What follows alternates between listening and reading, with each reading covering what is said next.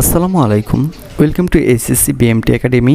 Hello প্রিয় শিক্ষার্থী, তো তোমরা যারা এসএসসি একাদশ শ্রেণীতে রয়েছ, তো আজকের টপিকটি তাদের জন্য। তো আমাদের আজকের বিষয় হচ্ছে অর্থনীতি ও বাণিজ্যিক ভূগোল, এই টপিকটি। তো তোমাদের এই পরীক্ষাটা হবে 60 নাম্বারে। তো 60 থেকে তুমি যদি 40 পাও তাহলে তুমি পাস, এ প্লাস পাবে, আর 60 থেকে যদি তুমি 20 পাও তাহলে পাস করে যাবে। তো এখন কথা হচ্ছে যে তোমাদের কোন কোন অধ্যায় থেকে পরীক্ষা হবে সেটা তোমাদেরকে একটু দেখিয়ে দিই। তাহলে প্রথম অধ্যায় থেকে তোমাদের প্রশ্ন হবে, সেটা হচ্ছে মৌলিক অর্থনৈতিক সমস্যা।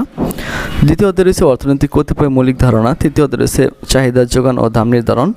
চতুর্থ অধ্যায় রয়েছে সামগ্রিক আয়। পঞ্চম অধ্যায় রয়েছে মুদ্রা। ষষ্ঠ অধ্যায় রয়েছে সরকারি অর্থব্যবস্থা।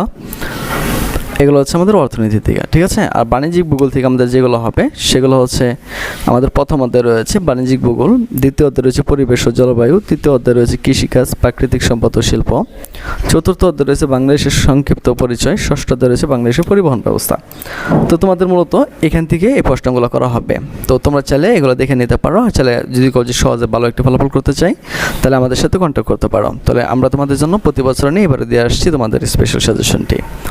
তো আজ এখান থেকে বিদায় নিচ্ছি। কথা হচ্ছে আবার একটা নতুন ভিডিওতে। সে বন্ধু সকলে ভালো থাকো, সুস্থ থাকো এবং সাথেই থাকো এসএসসি বিএমটি একাডেমির।